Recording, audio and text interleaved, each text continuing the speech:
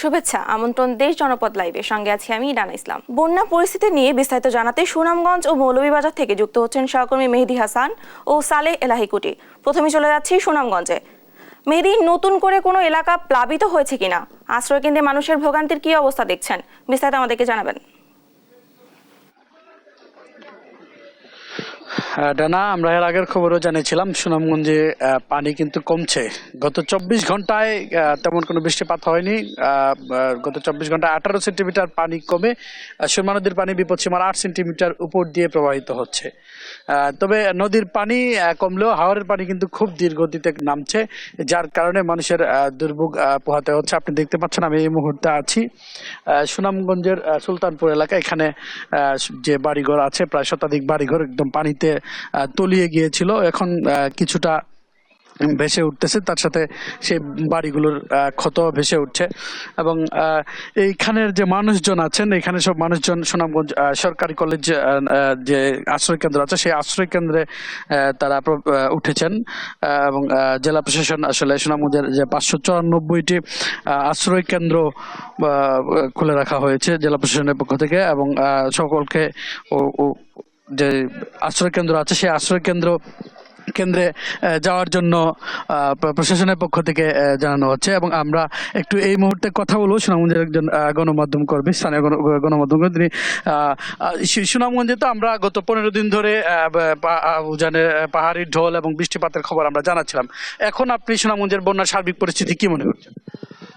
সার্বিক পরিস্থিতি যদি বলি, শহরের পানি কিন্তু কিছুটা নেমেছে এবং সুনামগঞ্জে সুরমা নদীর পানিও কিন্তু কমতে শুরু করেছে। পানি কমলেও কিন্তু মানুষের যে ভোগান্তি সেটি কিন্তু একটুও কমেনি। কারণ হচ্ছে সুনামগঞ্জে হাওর অঞ্চলের যে প্রায় 10টি উপজেলা, সেই 10টি উপজেলার 10 লাখেরও বেশি মানুষ কিন্তু এখনো পানিবন্দী আছে। এবং এই হাওর এলাকার পানি যেহেতু এখনো কানায় কানায় ভরপুর, এখন সেই পানিগুলো আসলে নামতে আরো 7 থেকে 10 দিন সময় লাগবে। যার ফলে মানুষের কিন্তু যাদের বাড়িঘরে পানি আছে তারা আসলে আগামী 1 সপ্তাহের মধ্যে যারা আশ্রয়কেন্দ্রে আশ্রয় নিয়েছিলেন তারা আসলে বাড়ি ফেরার কোনো সুযোগ নেই। এবং এই যার কারণে কিন্তু ইতিমধ্যে কিন্তু সবগুলো শিক্ষা প্রতিষ্ঠান এবং আশ্রয়কেন্দ্র যেগুলো আছে সবগুলো কিন্তু যারা আশ্রয় নিয়েছিলেন তারা কিন্তু আসলে চরম ভোগান্তিতে আছেন।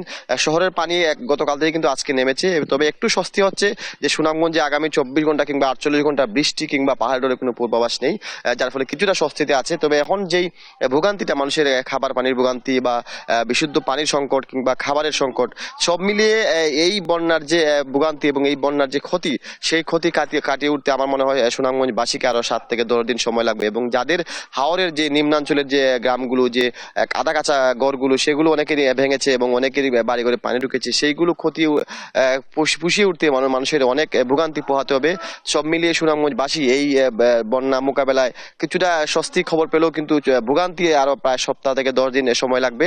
এবং যদি বৃষ্টিপাত না হয় এবং যদি চেরাপুঞ্জিতে বৃষ্টি না হয়, আবহাওয়া ভালো থাকে, সেই ক্ষেত্রে বন্যার কোনো সম্ভাবনা আগামী 1 সপ্তাহের মধ্যে নাই। তবে মানুষের বন্যায় যে ক্ষতিগ্রস্ত হয়েছে সেই ক্ষতিগ্রস্ত পুষিয়ে উঠতে অনেক সময় লাগবে, কারণ গেল 22 সালেও কিন্তু মানুষের বন্যায় পুরো জেলা শহরে কিন্তু ক্ষতি হতে হয়েছিল। আবারও সেই বন্যায় মানুষের আসলে বারবার একই ক্ষতি আসলে মানুষের আসলে পুষিয়ে ওটা অনেক কঠিন। তো আমরা মনে করি যদি এই বন্যার আসলে আর পানি না বাড়ে, হয়তো যেই ক্ষতিটা হয়েছে মানুষের সেইটি আসলে কাটিয়ে ওঠার যে লড়াই সেটি আসলে মূলত এখন শুরু হবে। এবং মানুষজনের আসলে পানি কমলে সেই স্বস্তিটা আমরা আসলে আগামী 1 সপ্তাহ পর সুনামগঞ্জবাসীর জন্য আসলে কিছুটা স্বস্তি ফিরতে পারে। তবে এখন পর্যন্ত মানুষের ভোগান্তি কমেনি কয়েক লাখ মানুষের। আমরা মনে করি যদি বৃষ্টিপাত কম হয় তাহলে মানুষের সেই স্বস্তিটা আসলে ফিরে আসবে আবারও। ধন্যবাদ আপনাকে। ডানা, আপনি শুনছিলেন যে সুনামগঞ্জে আরো 1 সপ্তাহ সময় লাগবে এই পানি নামতে, এবং এই 1 সপ্তাহ আসলে সুনামগঞ্জের মানুষকে ভোগান্তি পোহাতে হবে, যার ফলে মানুষের আসলে এখন সবচেয়ে বড় সংকট হচ্ছে শুকনো খাবার এবং সুপেয় পানির সংকট। এই পানির সংকট আসলে মানুষকে ভোগাচ্ছে। তবে জেলা প্রশাসন বলছে তারা সকল উপজেলায় সুপেয় পানি এবং আপনার শুকনো খাবার পৌঁছে দেওয়ার ব্যবস্থা করা হচ্ছে। তো এই ছিল আমার কাছে সুনামগঞ্জ থেকে সর্বশেষ বন্যার সর্বশেষ তথ্য। আমরা এবারে চলে যাব মৌলভীবাজারে। সেখানে আছেন আমাদের সহকর্মী সালেহ এলাহি কুটি। মৌলভীবাজারের বন্যার সর্বশেষ পরিস্থিতি কি? ধন্যবাদ। আপনি যেমনটি বলছিলেন যে মৌলভীবাজারের বন্যা পরিস্থিতি সকাল থেকে আপনাকে যেটা জানাচ্ছিলাম যে মৌলভীবাজারের বন্যার সার্বিক পরিস্থিতি অনেকটা উন্নতির দিকে। আপনি জানেন যে ঈদের দিন থেকেই যে মুষলধারে বৃষ্টি এবং উজানের ঢল নেমে আসায় মৌলভীবাজারের যে প্রধান নদী মনু এবং ধলাই সেটা বিপদসীমার উপর দিয়ে প্রবাহিত হওয়ার ফলে মৌলভীবাজারের বিস্তীর্ণ এলাকা প্লাবিত হয় এবং সেই সাথে মৌলভীবাজার যে জুড়ি এবং কুশিয়ারা নদী সেটা এখন পর্যন্ত বিপদসীমার উপর দিয়ে আছে। তবে আশা জায়গা নিয়ে যে বিষয়টি হচ্ছে উজানে বৃষ্টিপাত না হওয়ায় মৌলভীবাজারের মনু এবং ধলাই নদী বিপদসীমার নিচ দিয়ে প্রবাহিত হওয়ায় মৌলভীবাজারের যেসব জায়গা প্লাবিত হয়েছিল, বিশেষ করে উঁচু সব যেসব জায়গা প্লাবিত হয়েছিল সেই সব জায়গা এখন বেশি উঠতেছে এবং মানুষজন ঘরে ফিরে যাওয়ার জন্য শুরু করেছে এবং মানুষ তাদের বাড়িঘর এখন অনেকটা আপনাকে দেখতে পাচ্ছেন যে পিছনের ঘর থেকে পানি নেমে গেছে, কিন্তু উঠানে এখন পর্যন্ত পানি আছে। তারা ঘরে ফেরার জন্য উদ্গ্রীব হয়ে আছে, কিন্তু এই মুহূর্তে ঘরে ফিরতে পারতেছে না, কারণ ঘর কাদাময়। এই অবস্থায় তাদের সাথে কথা বলেছিলাম, তারা বলেছে যে এই ঘরে ফিরতে আরো অনেক দিন সময় লাগবে। ইতিমধ্যেই জেলা প্রশাসক জানিয়েছেন যে ত্রাণ তৎপরতা বাড়ানো হয়েছে এবং মানুষের যাতে দুর্ভোগ না বাড়ে তার জন্য জেলা প্রশাসন সচেষ্ট আছে। আমি এখন কথা বলবো এই বানবাসী একজন মানুষের সাথে, যিনি দীর্ঘদিন আশ্রয় কেন্দ্রে ছিলেন এবং ঘরে যাওয়ার জন্য তিনি তার প্রতিক্রিয়াটা জানাচ্ছেন। আমরা ঘরে যাইতে পারি না, আজকে এক সপ্তাহ ধরে ভাঙ্গা গেছে গা ঘর দুয়ার, বাচ্চা কাচ্চা নিয়ে রাস্তার উপরে আছি। তারপরে এখন যাওয়ার সম্ভাবনা নাই, আরো 5-6 দিন লাগবো। ফেকে কাদায় অর্ধেক ঘর দুয়ার ভাঙ্গা নদী নিয়ে গেছে। এখন কিভাবে আবার গড়ব? এখন আমাদের অবস্থা বড় খারাপ, আমরা এখন কি করব?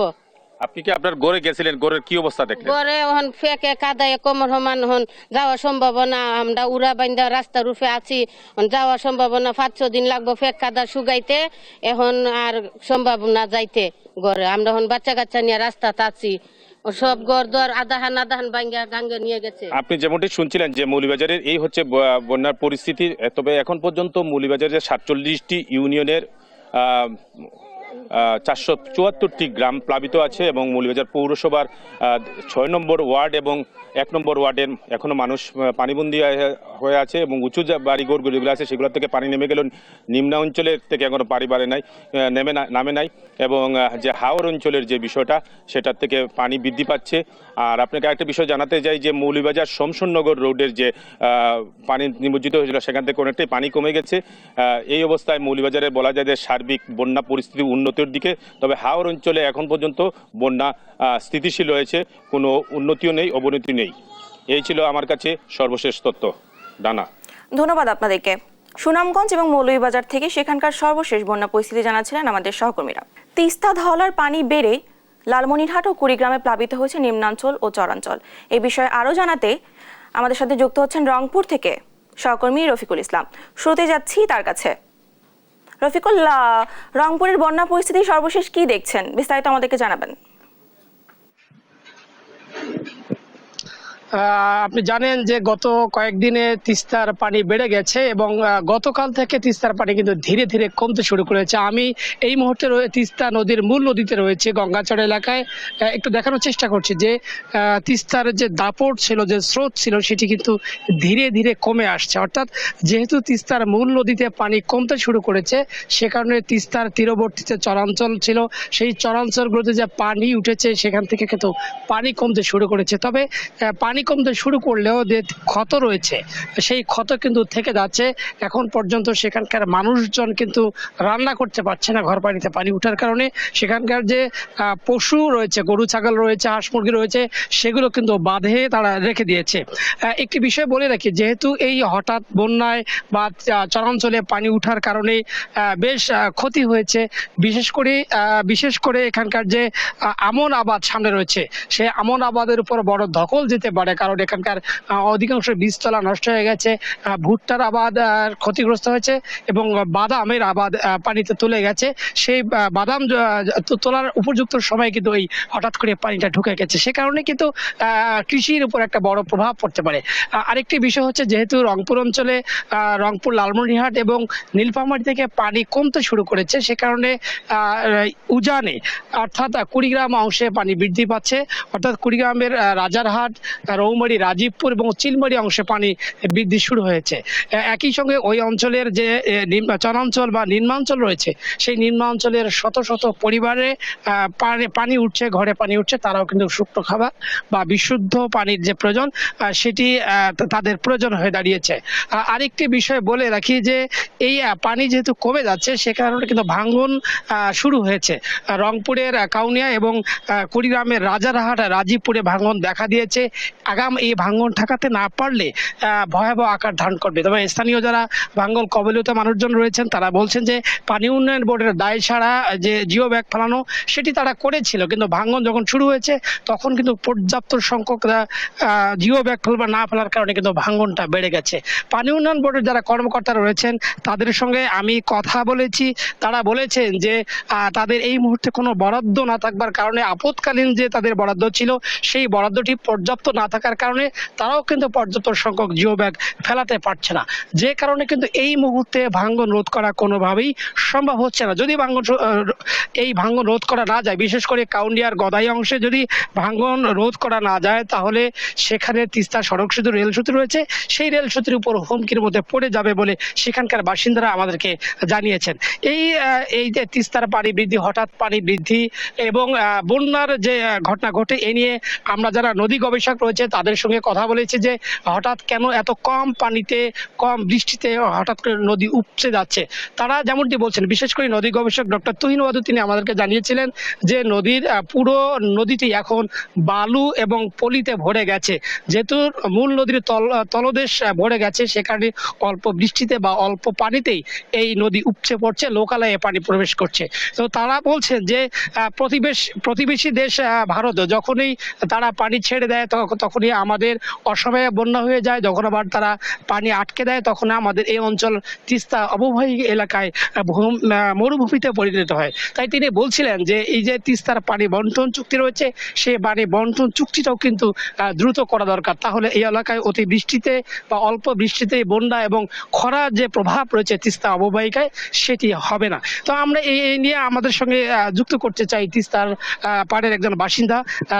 তার কাছে জানতে চাই যে এই হঠাৎ তিস্তায় পানি বৃদ্ধির কারণে কি কি সমস্যার মুখে পড়ে। আমাদের সর্বপ্রথম যে রবি শস্য ফসলগুলো সব এগুলাই আমাদের নষ্ট হয়ে যায়। যেমন এখন কিন্তু বাদাম তোলার সময়, এই সময়টা আমরা বাদাম তুলে থাকি, কিন্তু দেখেন হঠাৎ বৃষ্টি এবং পাহাড়ি ঢলের কারণে আমাদের আজকে এই বাদামগুলো নষ্ট হয়ে গেছে। আপনি আসলেই দেখতে পাচ্ছেন সামনে আমার কিন্তু এই বাদামগুলো, অনেকগুলো বাদাম আমরা উঠাইতে পারিনি। এবং বীজতলা যেটা আমরা আগামীতে আমাদের যে খাদ্যশস্য যে আমরা উঠাবো, সেই বীজতলাগুলো পুরোটাই নদী গর্ভে বিলীন হয়ে গেছে নতুন করে। এই বীজতলাগুলো আমাদের যে কৃষিকে আমরা যে ডেভেলপ করবো, কৃষি দিয়ে যে চলে আমরা এই চরাঞ্চল মানুষ, সেখানে আবারও আমরা ক্ষতিগ্রস্তর মাঝে এসে পড়লাম। এরকম বারবার হচ্ছে। আমরা যে পরিকল্পনা, আপনারা জানেন যে মিডিয়ার মাধ্যমে আমরা জানতে পারেছি যে বারবার মহাপরিকল্পনা হওয়ার কথা, বাস্তবায়ন হওয়ার কথা, সেটা থেকে আমরা পাচ্ছি না। এই মহাপরিকল্পনা বাস্তবায়ন হলে আমরা আশা করব এই দ্রুত সমাধান হবে আমাদের। আর বিশেষ করে যে মঙ্গা, আমাদের এই চর অঞ্চলের মানুষের মঙ্গা, সেগুলো দূরীভূত হবে। আর যদি চরের দিকে একটু তাকায়, তাদের কষ্ট লাগবে যদি চিন্তা করে যে হাঁস, মুরগি, গরু, ছাগল পালন, যখন বন্যা আসে রাতে, যখন আমাদেরকে বলা হয় যে রাতের মধ্যে আজকে 49 ডিগ্রি সেলসিয়াস তাপমাত্রা যাবে, বন্যার পানি প্রবাহিত হবে, তখন কিন্তু তখন মানুষ থাকি না আমরা, তখন আমরা অন্যরকম হয়ে যাই। হয়তো কোথায় যাব, কোথায় আশ্রয় নেবো, গরু ছাগলগুলোকে কোথায় রাখবো, হাঁস মুরগিগুলো কোথায় রাখবো, তখন আমরা একটা দুর্বিষহ জীবনযাপন এখানে কিন্তু করি। তো এইখান থেকে আমাদেরকে উত্তোলনের একটাই শুধু বিষয় হচ্ছে যে আমাদের মহাপরিকল্পনা, যত দ্রুত মহাপরিকল্পনা বাস্তবায়ন হয় তত আমরা এই তিস্তা পাড়ের মানুষ একটু স্বস্তিতে ফিরে যেতে পারে। এবারের বন্যায় বা পানি বৃদ্ধিতে কি কি অসুবিধায় পড়ছেন? এবারে তো কেবল শুরু হলো বন্যা, এখনো তো বন্যা ফুলফিল বন্যা শুরু হয়নি আর কি। যখন শুরু হতে যাবে তখন কিন্তু ওই আপনাদের এই গবাদি পশু যে হাঁস মুরগি, যে গবাদি পশু বীজ তলা যে নষ্ট হয়ে যাচ্ছে, বীজগুলা আমরা যে ধান চাষ করব, কোথায় ধানটা চাষ করব? যদি সারা মৌসুমে যদি বর্ষার পানি এরকম থাকে, নদীর মধ্যে থাকে, তাহলে কোথায় আপনি রোপণটা করবেন আর কোথায় আপনি ঘরে তুলবেন সেই সোনালী ফসলটা?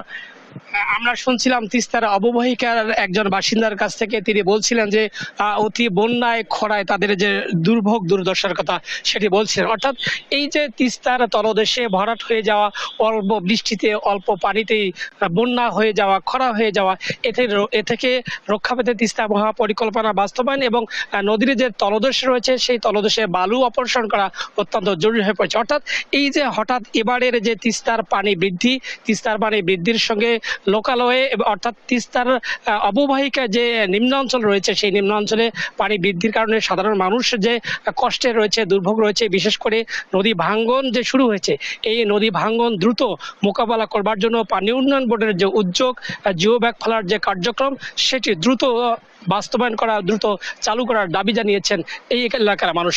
তো এই ছিল রংপুরের তিস্তার পানি বৃদ্ধি নিয়ে খবর। আমরা এখন স্টুডিওতে ফিরে যাব। ডিনা, ধন্যবাদ আপনাকে। উত্তরাঞ্চল থেকে বন্যার পরিস্থিতি সম্পর্কে আরো জানতে আমরা এখন যাব লালমনিরহাটে। সেখানে রয়েছে সহকর্মী জামাল বাদশা। জামাল, লালমনিরহাটের সর্বশেষ বন্যা পরিস্থিতি সম্পর্কে আমাদেরকে বিস্তারিত জানাবেন। ধন্যবাদ আপনাকে। আসলে গত 4 দিনের টানা বৃষ্টি এবং উজানের যে পাহাড়ি ঢল, সেই ঢলের কারণে কিন্তু তিস্তা সহ লালমনিরহাটের সবগুলো নদ নদীর পানি বৃদ্ধি পেয়েছে এবং এই নদ নদীর পানিগুলো বৃদ্ধি পাওয়ার কারণে তিস্তা নিম্নবর্তী, তিস্তা এই চরাঞ্চল এবং আশপাশের যে এলাকাগুলো নিম্নাঞ্চল রয়েছে সেই নিম্নাঞ্চলে পানি প্রবেশ করেছে এবং নিম্নাঞ্চলে পানি প্রবেশ করার কারণেই কিন্তু বন্যার সংখ্যা দেখা দিয়েছিল এবং ওই স্বল্পমেয়াদী যে বন্যা সেটি কিন্তু গত 3 দিন ধরে এই নিম্নাঞ্চলগুলোতে চলছে এবং আমরা এই নিম্নাঞ্চলগুলো ঘুরে দেখেছি। গত 3 দিন ধরে কিন্তু অন্তত জেলার 3 উপজেলার কমপক্ষে 5,000 মানুষ পানিবন্দী অবস্থায় রয়েছে এবং গত 3 দিন ধরে যে তাদের যে দুর্ভোগ, সেই দুর্ভোগ দেখতে কিন্তু এ পর্যন্ত সরকারি কোনো লোক এবং স্থানীয় জনপ্রতিনিধি রয়েছেন, তারা কিন্তু কেউ এ পর্যন্ত আসেনি। আসলে এই তিস্তা নদীর আজকে সকাল 6টায় কিন্তু বিপদসীমার 20 সেন্টিমিটার নিচ দিয়ে পানি প্রবাহিত হয়েছে এবং আজকে সকাল 11টায় কিন্তু পানি আরো কমে, অর্থাৎ কিছুক্ষণ আগে আমরা আপডেট নিয়েছি তিস্তা যে ডালিয়া ব্যারেজ পয়েন্ট রয়েছে সেই ব্যারেজ পয়েন্টের পানি উন্নয়ন বোর্ডের কর্মকর্তা আমাদেরকে জানিয়েছেন পানি কিন্তু 37 সেন্টিমিটার নিচ দিয়ে প্রবাহিত হচ্ছে। ব্যারেজ পয়েন্টে কিন্তু পানি বিপদসীমার নিচ দিয়ে প্রবাহিত হলেও এই নিম্নাঞ্চলে যে পানি প্রবেশ করছে এর কারণ হিসেবে নিম্নাঞ্চলের বাসিন্দা এবং নদী সংক্রান্ত নিয়ে যারা কাজ করেন তাদের যেটি দাবি, তারা হচ্ছে যে এই গত বছরে যে ভারতের সিকিমের বাঁধ ভেঙে গিয়েছিল, সেই বাঁধ ভাঙার কারণে নদীর পানির সাথে যে পলি এসেছিল সেই পলি নদীর গর্ভে পড়ে কিন্তু তলদেশ ভরে উঠেছে এবং পেটে পানি ধারণ ক্ষমতা কম থাকার কারণে অল্প পানিতেই কিন্তু এই নিম্নাঞ্চলে পানি প্রবেশ করছে এবং নিম্নাঞ্চলে স্বল্পমেয়াদী বা দীর্ঘমেয়াদী বা বন্যার যে কথাটা আমরা বলি সেই বন্যার কিন্তু সৃষ্টি করছে। আসলে এই বন্যায় যারা বন্যা কবলিত যে মানুষজন রয়েছে তাদের ঘর বাড়িগুলো আমরা ঘুরে দেখেছি যে তাদের যে দৈনন্দিন কাজগুলো রয়েছে সেগুলো সম্পূর্ণ করতে তাদের প্রচুর বেগ পেতে হচ্ছে। রান্না করার মতো পরিস্থিতি কিন্তু তাদের নেই, ঘর বাড়িতে পানি ঢোকার কারণে কিন্তু ব্যাপক ক্ষয়ক্ষতি হয়েছে। এছাড়াও কিন্তু এই নিম্নাঞ্চলে যে গ্রামীণ জনপদগুলো রয়েছে সেই রাস্তাঘাটগুলোর কিছুটা ক্ষতি হয়েছে। ঈদ পরবর্তী সময়ে যে ঈদের আনন্দ ম্লান হয়েছে সেই ঈদের আনন্দ ম্লান কিন্তু এই বন্যার কারণে কিন্তু তাদের আনন্দটা একদমই ম্লান হয়ে গিয়েছে। আসলে এই সব মিলে এর কারণটা হচ্ছে যে নদী সংরক্ষণের জন্য স্থায়ী কোনো বাঁধ আসলে পানি উন্নয়ন বোর্ড নির্মাণ করছে না এবং তিস্তা মহাপরিকল্পনার একাধিকবার আশ্বাস পেলেও কিন্তু তিস্তা মহাপরিকল্পনা বাস্তবায়ন না হওয়ার কারণে কিন্তু নদীর পানি ফেপে ফুলে উঠে কিন্তু নিম্নাঞ্চলে প্রবেশ করছে এবং এই ধরনের দুর্ভোগের সৃষ্টি করছে। আসলে এই বন্যা পরবর্তী সময়ে যে অবস্থা, আজকে সকাল থেকে যেহেতু পানি কিছুটা কমা শুরু হয়েছে, এই পানি কমার পরে কিন্তু আরো কয়েকটি সংখ্যা দেখা দিবে, সেটি হচ্ছে নদী ভাঙ্গন এবং বন্যা কবলিত যে মানুষজন রয়েছে তাদের কিন্তু নানা ধরনের রোগ ব্যাধিও দেখা দিতে পারে। আসলে নদী ভাঙ্গনের ক্ষেত্রে আমরা পানি উন্নয়ন বোর্ড লালমনিরহাটের যে কর্মকর্তা রয়েছে সুনীল কুমার রায়, তার সাথে যোগাযোগ করেছি। তার কাছে জানতে চেয়েছিলাম যে পানি কমার পরে কি পয়েন্টে বা কি ধরনের পদক্ষেপ তারা নদী ভাঙ্গন রোধে নিয়েছে। পানি উন্নয়ন বোর্ডের কর্মকর্তারা আমাদেরকে জানিয়েছেন যে পানি যদি দ্রুত কমে যায় তাহলে ভাঙ্গন কিন্তু তীব্র আকার ধারণ করবে এবং ভাঙ্গন যদি তীব্র আকার ধারণ করে তাহলে কিন্তু আপৎকালীন কাজ হিসেবে জিও ব্যাগে মাটি ভর্তি করে তারা ভাঙ্গন প্রতিরোধের চেষ্টা করবে। তবে এটি আসলে কোনো সুষ্ঠু সমাধান নয় বলে দাবি করছেন স্থানীয় বাসিন্দারা, যারা ভাঙ্গন কবলিত একাধিকবার বাড়ি সরিয়ে নিয়েছেন এবং তারা কিন্তু তাদের ভিটেমাটি এই তিস্তার গর্ভে হারিয়েছেন একাধিকবার। অনেকেই কিন্তু অন্যের জমিতে, রাস্তায় এবং উঁচু যে রাস্তাগুলো রয়েছে সেই রাস্তায় অবস্থান নিয়ে তারা কিন্তু বসবাস করে আসছেন। আর এই গত 3 দিনের যে স্বল্পমেয়াদী বন্যার পরিস্থিতিও কিন্তু এই এলাকার মানুষকে, যারা নিম্নাঞ্চলের বাসিন্দা, তাদের কিন্তু ব্যাপক দুর্ভোগের সৃষ্টি করেছে এবং এই দুর্ভোগ কিন্তু কোনোভাবেই কমছে না এবং পানি যদি আবারও যদি বাড়ে টানা বৃষ্টি এবং ভারতেও যদি বৃষ্টি হয় সেক্ষেত্রে কিন্তু পানি আবারও বাড়তে পারে। এই দুর্ভোগের দীর্ঘতা কিন্তু আরো বাড়বে বলে মনে করছেন এই এলাকার বাসিন্দারা। আসলে তিস্তা নদীর যে গর্ভ আছে এই গর্ভ সংক্ষিপ্ত হওয়ার কারণে ছোট হওয়ার কারণেই কিন্তু এই পানি ধারণ ক্ষমতা কমে এসেছে এবং অল্প পানি থাকার কারণে এই বিপদসীমা অতিক্রম না করতেই পানি কিন্তু নিম্নাঞ্চলে প্রবেশ করছে এবং স্বল্পমেয়াদী বন্যার সৃষ্টি করছে। আসলে এই পানি কমার সাথে সাথেও কিন্তু আবার নদী ভাঙ্গনের সম্মুখীন হতে হবে এই অঞ্চলের বাসিন্দাদের। এই ছিল লালমনিরহাটের তিস্তাপাড় থেকে বন্যা এবং নদী ভাঙ্গনের সর্বশেষ খবর। ধন্যবাদ আপনাকে। উত্তরাঞ্চল থেকে বন্যার সর্বশেষ সব খবর জানাচ্ছিলেন আমাদের সহকর্মীরা। কক্সবাজারে বাদশাঘোনা এলাকায় পাহাড় ধসের ঘটনা ঘটেছে, এতে এক দম্পতির মৃত্যু হয়েছে। এ নিয়ে আরো জানাতে যুক্ত হচ্ছেন সহকর্মী সৌরভ দেব। সৌরভ, পাহাড় ধসের ঘটনাটি কখন ঘটেছে, সর্বশেষ কি তথ্য রয়েছে আপনার কাছে, বিস্তারিত আমাদেরকে জানাবেন। ডানা, পাহাড় ধসের ঘটনাটি ঘটেছে গেল রাত ৩টায় এবং তখন ভারী বর্ষণ চলছিল কক্সবাজারে এবং এই ভারী বর্ষণে পাহাড়ের মাটি চাপা পড়ে ওই দুই দম্পতি নিহত হয়েছে। এবং এখানে বলে রাখি যে নিহত দম্পতির স্ত্রী তিনি ৭ মাসের অন্তঃসত্ত্বা ছিলেন এবং এই ঘটনায় আসলে পুরো এলাকা জুড়েই শোকের মাতম বইছে এবং তার যিনি মা মমতাজ বেগম, তার ঘরে আরো ৫ কন্যা রয়েছেন এবং তিনি সত্যিকার অর্থেই নির্বাক হয়ে গেছেন এই ধরনের ঘটনায়। এদিকে আমরা কক্সবাজার পৌরসভা সহ সংশ্লিষ্ট যে কর্তৃপক্ষগুলো রয়েছে তাদের সাথে যোগাযোগ করেছি। আসলে কক্সবাজারের প্রায় ১.৫ লক্ষাধিক মানুষ এই পাহাড়ের ঝুঁকিতে রয়েছে এবং তারা যেটি বলছেন, তারা বারবার আর এইসব ঝুঁকিতে থাকা মানুষদেরকে নিরাপদে সরে যাওয়ার জন্য সচেতন করার চেষ্টা করেছেন, কিন্তু মানুষ আসলে নিজ বাসস্থান ছেড়ে কোথাও যেতে চান না। এবং আপনি নিশ্চয়ই জানেন যে গত পরশুদিন কক্সবাজারের উখিয়ার রোহিঙ্গা ক্যাম্পে ১০ জনের মৃত্যুর ঘটনা ঘটেছে কিন্তু এই পাহাড় ধসে। এবং এছাড়াও আরো বেশ কয়েকটি জায়গায় পাহাড় ধসের ঘটনা ঘটেছে, সেখানে মানুষের বাসস্থান ক্ষতিগ্রস্ত হয়েছে, হতাহত না হলেও। কিন্তু আজ এই ঘটনায় ২ জনের প্রাণহানি ঘটেছে এবং এই প্রতি বছরই টানা বর্ষণে আসলে কক্সবাজারের যে পাহাড়ি এলাকাগুলো রয়েছে সেখানে এই পাহাড় ধসের ঘটনা ঘটে এবং বেশ প্রাণহানির ঘটনাও ঘটছে। তো এই বিষয়গুলো নিয়ে আসলে বিশেষ করে রোহিঙ্গা ক্যাম্প খুব বেশি ঝুঁকিপূর্ণ এলাকা এবং এছাড়াও কক্সবাজার পৌর এলাকার বড় একটি অংশ কিন্তু পাহাড়ের পাদদেশে অবস্থিত এবং সেখানে প্রায় যেটি বলছিলাম আসলে ১.৫ লক্ষাধিক মানুষ সেখানে বাস করছেন এবং আবহাওয়া অধিদপ্তর যেটি বলছে যে আরো ২ দিনের মতো এই টানা বর্ষণ থাকতে পারে এবং এই সময়কালে এই যে পাহাড় ধসের যে ঝুঁকি, সেই পাহাড় ধসের ঝুঁকিতে সকলকে আসলে সচেতন থাকবার জন্য প্রশাসন সহ সকল সংশ্লিষ্ট দপ্তরই তাদেরকে সেই সচেতনতার বার্তা দিচ্ছে। তো ডানা, কক্সবাজার থেকে আমার কাছে এই ছিল সর্বশেষ। ধন্যবাদ আপনাকে। কক্সবাজার থেকে পাহাড় ধসের সর্বশেষ ঘটনা জানাচ্ছিলেন আমাদের সহকর্মী। দেখছেন দেশ জনপদ লাইভ। রাজধানীর বাজারে বেড়েছে পেঁয়াজ, আলু ও ব্রয়লার মুরগির দাম। অবশ্য কমেছে মুরগির ডিম ও রসুনের দাম। এছাড়া বেশিরভাগ সবজি ও মাছের দাম অপরিবর্তিত রয়েছে। বাজার দর নিয়ে আরো জানাতে যুক্ত হচ্ছেন সহকর্মী এম এ আজিম। আজিম, পেঁয়াজ, আলু ও ব্রয়লার মুরগির দাম বাড়ার পেছনে বিক্রেতারা কি যুক্তি দিচ্ছেন, বিস্তারিত আমাদেরকে জানাবেন।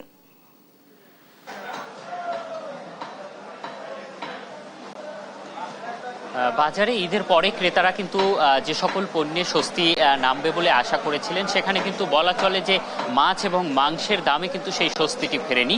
আমি এই মুহূর্তে কারওয়ান বাজারের যে মাছের বাজারে রয়েছি, এখানে কিন্তু বলা চলে আমার পিছনে পর্যাপ্ত মাছের সরবরাহ আপনারা দেখতে পাচ্ছেন।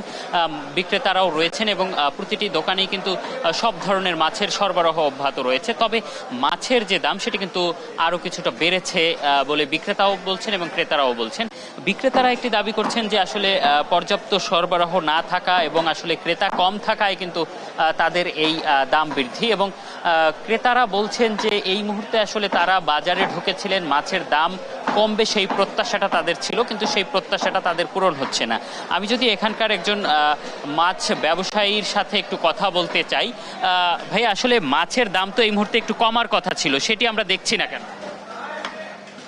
মাছের দাম তো মনে হয় কম হয়, মাছ আমাদের গাড়ি যা আইসে মনে হয় মাছের দাম হিসেবে কম, মানুষ নাই, মানুষ কম মনে হয়, এই কারণে মনে হয় মাছের দাম বেশি না। এই যে দামে বিক্রি করতেছি সেই দামে মনে হয় আগের থেকে 10 থেকে 20 টাকা কমে বেচতেছি।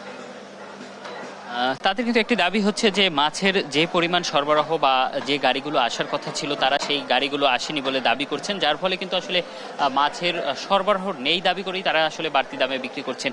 এর বাইরে আমরা যদি একটু মাংসের বাজারের চিত্রটা বলি, সেক্ষেত্রে কিন্তু আসলে মাংসের যে বাজার সেটি কিন্তু এখন একদমই ফাঁকা, কিন্তু সেই মাংসের বাজার ফাঁকা হলেও বলা চলে যে তারা কিন্তু দাম আগের মতোই অব্যাহত রেখেছেন। আমরা দেখেছি যে কারণ বাজারের যে পরিমাণ মাংসের বাজারে দোকানি ছিলেন তার অর্ধেকও এই মুহূর্তে নেই, কিন্তু যারা এসেছেন তারা কিন্তু বলছেন যে কুরবানির আগে গরুর দাম বৃদ্ধি পেয়েছে এবং খাসির দাম বৃদ্ধি পেয়েছে, যার ফলে তারা বাড়তি দামে কেনায় কিন্তু তারা আসলে কম দামে এই মুহূর্তে বিক্রি করতে পারছেন না। আমরা যদি এখানকার একজন বিক্রেতার সাথে একটু কথা বলার চেষ্টা করি, ভাইয়া আসলে মাংসের দাম আমরা দেখছি যে এখনো অব্যাহত রয়েছে, আগে যে দাম ছিল সেই দামেই বিক্রি করছেন, এটির আসলে কারণটা কি? আগে যে দামে বেচছি এখন তো কাস্টমার নাই, এখন কাস্টমার নাই, মালের দাম কম নাই, ব্যাপারী পত্র সবতে মাল বেচছে গেছে গা, যাও দুই একটা আছে এখন দাম চাই বেশি, এই কারণে মালের দাম বেশি, এখানে আবার খরিদ্দার নেই। এই মাংসের যে সরবরাহ সেটি না থাকায় কিন্তু আসলে বিক্রেতারা বলছেন যে এই যে দাম বৃদ্ধি সেটি। আমরা যদি এর বাইরে একটু সবজির বাজারের কথা বলি, সেক্ষেত্রে কিন্তু বলা চলে সবজির বাজারে কিছুটা স্বস্তি ফিরেছে, কারণ আমরা দেখেছি ঈদের আগে যে সকল সবজি 100 থেকে 110 টাকায় উঠে গিয়েছিল সেই সবজিগুলো কিন্তু এখন 30, 40 এবং 50 টাকায়ও পাওয়া যাচ্ছে। এবং সব থেকে ভালো কথা হচ্ছে যে এই সবজিগুলো কিন্তু এই যে কমে এসেছে, সেক্ষেত্রে কিন্তু ক্রেতারা স্বস্তি প্রকাশ করছেন। এর বাইরে সালাদের যে আইটেম সেটি কিন্তু চাহিদা বেড়ে যাওয়ায় ঈদে আমরা দেখেছিলাম যে কাঁচামরিচ, টমেটো, শসা সহ এ সকল পণ্য কিন্তু আকাশচুম্বী দাম হয়ে গিয়েছিল, সেই পণ্যগুলো কিন্তু এখনো সেই দামই অব্যাহত রয়েছে। তো ক্রেতারা একটি কথা বলছেন যে চাহিদা বিবেচনায় কিন্তু বিক্রেতারা আসলে দাম কমান এবং বাড়ান, সেক্ষেত্রে তারা কিন্তু অসহায় যে আগে ছিলেন সেই অসহায় অবস্থায় বাজারে রয়েছেন। এবং আমরা বাজার ঘুরে অন্যান্য যে মশলার যে দাম ঈদে বেড়েছিল সেটি কিন্তু কিছুটা দরপতন বলা চলে, কারণ আমরা দেখেছি জিরা সহ আদা যে সকল পণ্য মাংসের যে কুরবানিতে যে মাংসের যে চাহিদা সেই সাথে যে মশলারগুলো চাহিদা ছিল, সেক্ষেত্রে যে মশলার দামগুলো বেড়েছিল সেগুলো কিন্তু কিছুটা কমতে শুরু করেছে। তবে আলু, পেঁয়াজ সহ অন্যান্য যে পণ্য, মুদি পণ্য, সেগুলো দাম অব্যাহত থাকায় কিন্তু আসলে ক্রেতারা হতাশা প্রকাশ করছেন, কারণ এই মুহূর্তে কিন্তু সেই দামগুলো কমার একটি প্রত্যাশা তারা করেছিলেন, কিন্তু সেই প্রভাব কিন্তু বাজারে এখনো পড়েনি। ক্রেতারা বলছেন বাজার মনিটরিং ব্যবস্থা কিন্তু আসলে এই ঈদের পরে এখনো দুর্বল, যার ফলে কিন্তু মাছ এবং মাংসের যে দাম আশা করেছিলেন সেই দামে তারা পাচ্ছেন না। তারা বলছেন যে বাজার মনিটরিং ব্যবস্থা যদি এই মুহূর্তেও সচল রাখা হতো এবং যদি ভালো রাখা হতো, সেক্ষেত্রে কিন্তু এই দামগুলো কমে আসতো বলে তাদের একটি ধারণা, তারা বলছেন, তারা দাবি করছেন। তো বাজার থেকে এই ছিল আমার কাছে সবশেষ। ধন্যবাদ আপনাকে। রাজধানীর বাজার থেকে সেখানকার সর্বশেষ পরিস্থিতি জানাচ্ছিলেন আমাদের সহকর্মী। এই ছিল এখনকার দেশ জনপথ লাইভ। পরের বুলেটিন দেখার আমন্ত্রণ রইল। এছাড়া দেশ টিভির সর্বশেষ সব খবর পেতে ভিজিট করুন www.desh.tv। ফেসবুকে আমাদের সঙ্গে যুক্ত থাকুন দেশ টিভি অথবা দেশ টেলিভিশন পেজে। সর্বশেষ সব ভিডিও পেতে ইউটিউবে আমাদের হ্যান্ডেল @দেশ টেলিভিশন অথবা @দেশ টিভি লিখে সার্চ করুন। ধন্যবাদ সবাইকে।